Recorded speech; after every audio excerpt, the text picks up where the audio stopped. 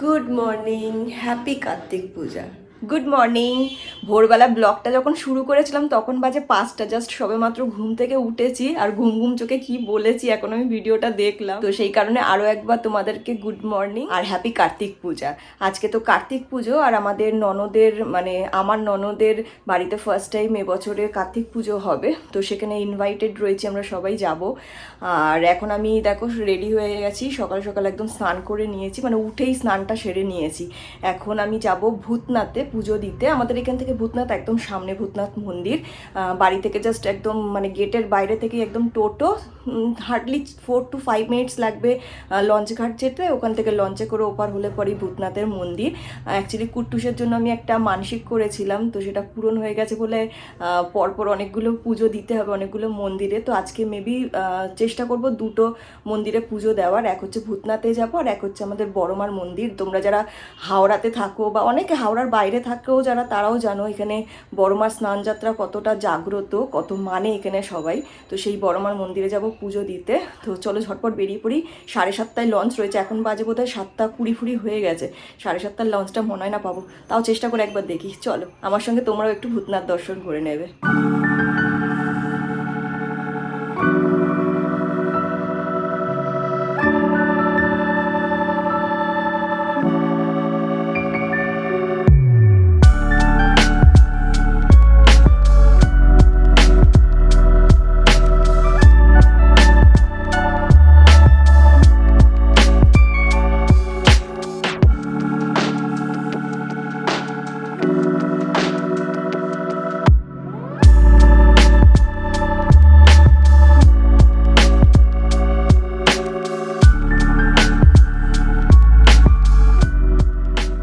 তো আমরা চলে এসেছি গঙ্গার এপারে। আমাদের বাড়ি গঙ্গার ওপারে আর মন্দিরটা গঙ্গার এপারে রয়েছে, তোমরা সবাই জানো সেটা। কারণ কি ভূতনাথ মন্দির এখন ভীষণ ট্রেন্ডিং এ চলছে, সবাই দেখি আসে, এসে পুজো দেয় আর কপালে সুন্দর করে তিলক কাটে, বেশ ভালো লাগে কিন্তু দেখতে।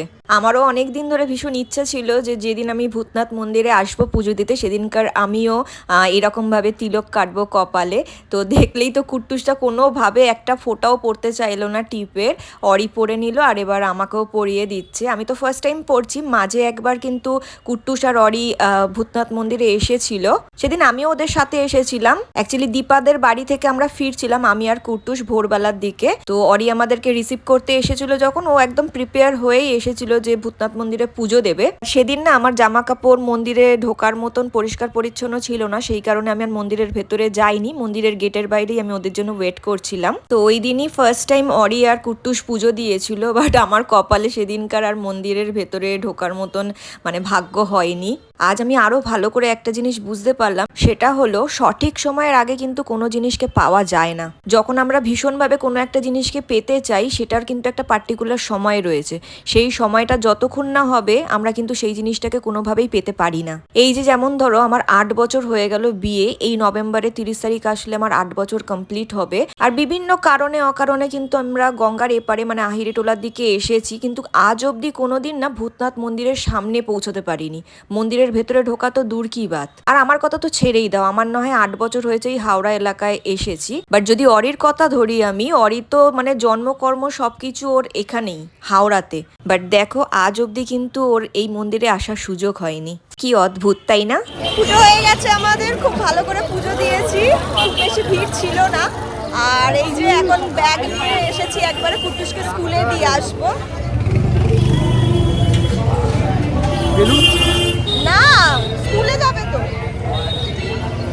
তুমি তো স্কুলে যাবে, বেলুন নিয়ে কি করবে এখন?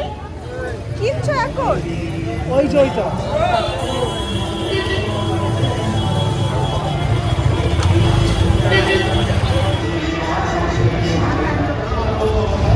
কি নিলি? আর স্কুল যাবে কি করে? হ্যাঁ, আর আজকে আমরা স্কুটি নিয়ে এসেছিলাম, স্কুটিটাকে আমরা ওপারে টিকিট কাউন্টারের সামনে একটা পার্কিং মতন রয়েছে সেখানেই রেখে লঞ্চে করে এপারে চলে এসেছি। পুজো দেওয়া হয়ে গেছে, আমরা আবার লঞ্চ ঘাটে চলে এসেছি, জাস্ট ওপার হলেই বাড়ি।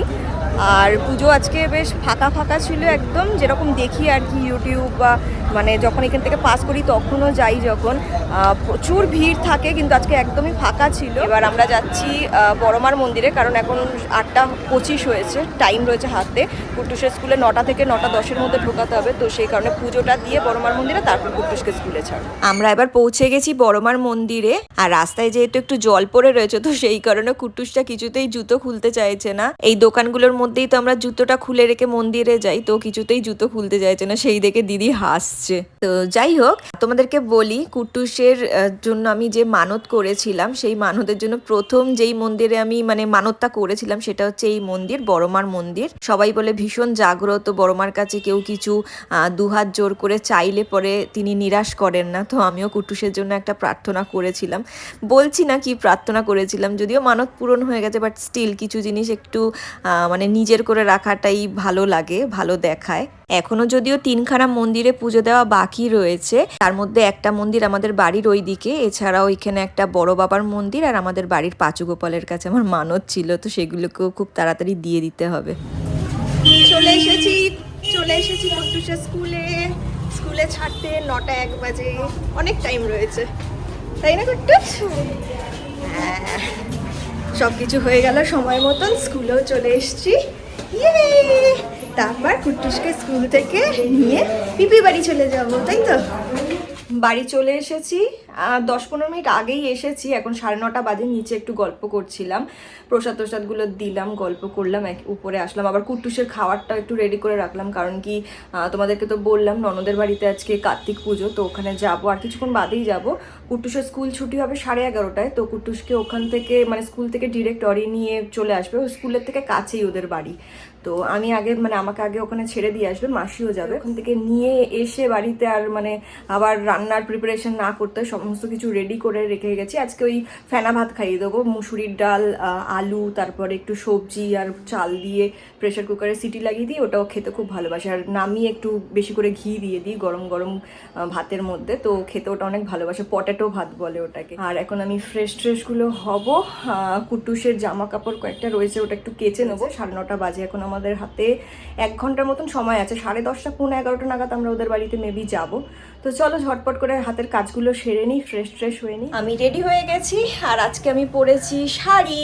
এই শাড়িটাকে কি বলে আমি জানি না, লাল পাড় ক্রিম কালারের উপর শাড়ি, অনেক বছর আগের, মানে আমার বিয়ের আগের শাড়ি, আমার খুব পছন্দের শাড়ি, সবসময় এটাকে নিয়ে মানে সাথে করে রেখে দিই।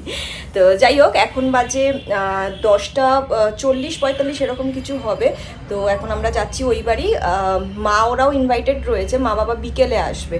আর যেহেতু পুজোটা আজকে সকালে হচ্ছে, কার্তিক পুজো অ্যাকচুয়ালি বিকেলবেলা হয়, ওদেরও বিকেলেই হওয়ার কথা ছিল। তারপরে বামুন ঠাকুর হঠাৎ করে বললেন যে সকালে যদি পুজো দিই তাহলে কোনো অসুবিধা হবে, তো সেই হিসেবে সকালেই পুজোটা হচ্ছে, ওই কারণেই এখন যাচ্ছি। আমরা ঘুরে ওখান থেকে আবার এই বাড়িতেই চলে আসবো, তারপরে বিকেলবেলা যখন বাবা মা আসবে, বাবা মা ডিরেক্ট হয়তো ওখানে চলে যাবে, দেখি ফোনে কথা বলিনি, এখনো কথা হয়নি। তো বাবা মা যখন ওখানে আসবে বিকেলবেলা, তখন আমরা আবার যাব। তো চলো যাওয়া যাক ওই বাড়ি, গিয়ে দেখি কি পুজোর আয়োজন হয়েছে। কে এসেছে স্কুল থেকে?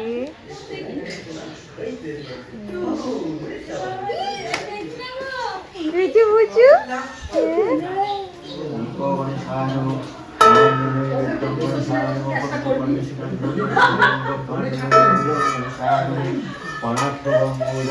পুজো শুরু হয়ে গেছে, তোমরা দেখতেই পাচ্ছ। আর কুট্টুস আসার পরপরই ওকে তাড়াতাড়ি করে স্কুলের জামা কাপড়গুলো চেঞ্জ করিয়ে একটা জামা পরিয়ে দিলাম, হাত মুখ ধুয়ে এবার পুজোর কাছে নিয়ে এসে বসেছি। ও এখন একটু প্রসাদ খাচ্ছে আর ওয়েট করছে কখন কাসর বাজাবে। এদিকে দেখো সব রান্নার তরিজুত চলছে।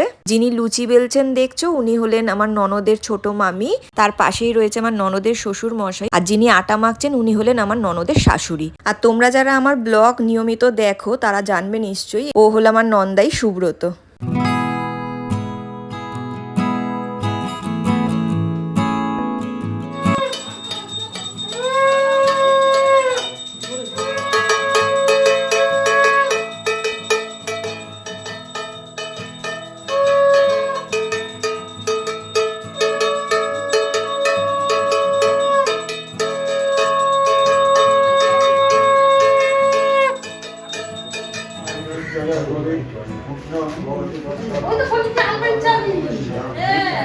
স্বরূপায় শঙ্খচক্র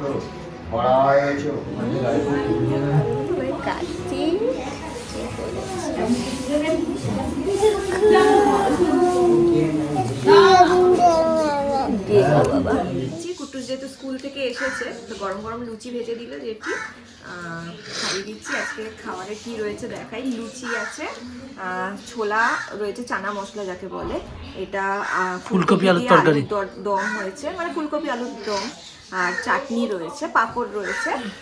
জেঠু ম্যাক্সিমাম রান্নাটা করেছে, জেঠু মানে সুব্রতর বাবা, জেঠু কাজ দাঁড়িয়ে আছে, পরে দেখাবো সবাইকে।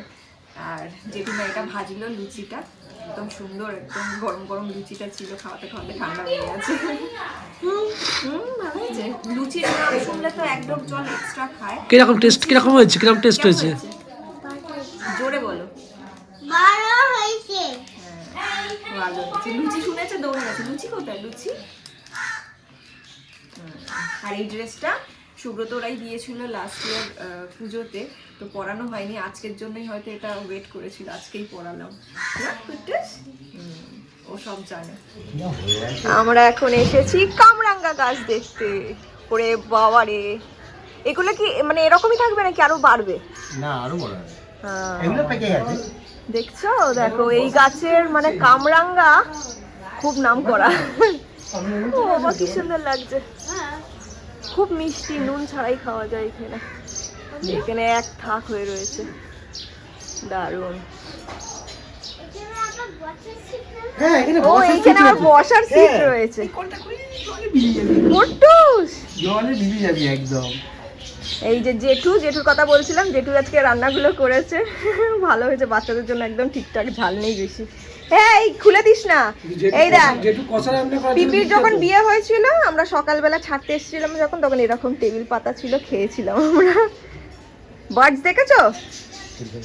চলো বার্ডস দেখবে, চলো। কিচির মিচির আওয়াজ শোনা যাচ্ছে, চলো। দুটো বাদ দাও। পিপির সাথে যাও, পিপির সাথে যাও। পিপি নিয়ে যাও, পিপি নিয়ে যাও। ও মা, যাও তুমি যাও, পাখি নিয়ে পাখি। একটাও নাম জানি না পাখি। বদ্রি, বদ্রি, আচ্ছা বদ্রি পাখি। হ্যাঁ, এই নামটা তো শুনেছি অনেক। ও বাবা, এখানেও কতগুলো আছে। এই দেখ, এই দেখ, এইখানে একটা দেখ, ওর গোবর থেকে মুন্ডু বের করে রেখেছে। কিউট, কি কিউট। ওই দেখ, দেখ, দেখ, দেখ, পেট চুলকাচ্ছে, পেট চুলকাচ্ছে। কিউট তো কুট্টুস। প্যারেট। কি প্যারেট। এটা প্যারেট? ওরে বাবা, তাই তো, প্যারেট অনেক অনেক। ওই দেখ, ভয় পাচ্ছে। এই সেই ছাদ, অনেক বছর পরে এসেছি। দেখো জল খুলে দিচ্ছে, দেখ। এইখানে বসে আমরা কত গল্প করেছি, সুব্রত, জেঠু, আমি, অরি, তারপরে সুব্রতর অনেকগুলো বন্ধু। এই জায়গাটাতে বেশ চেয়ার টেয়ার পেতে অনেক গল্প করতাম। তারপর অনেক দিন আসা হয়।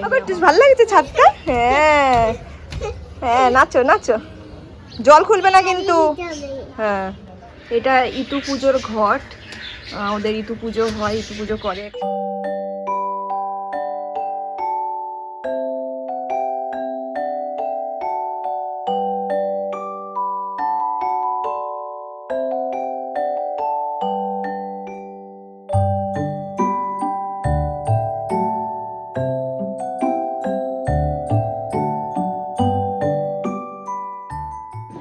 আবার চলে এসেছি ছাদে, খেতে বসছি। এবার কি দিচ্ছি সেটা?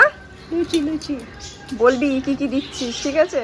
লুচি চলে এসেছে প্রথম পাতে, এরপরে বাকি খাবারগুলো চলে এসেছে এক এক করে।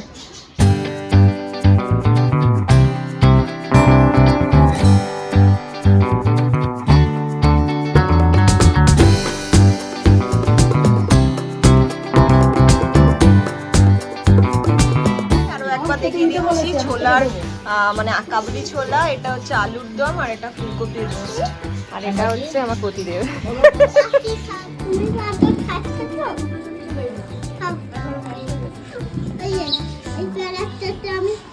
কুট্টুস এখন কুট্টুসের পিছনের ছোটবেলার চেয়ারে বসে রয়েছে।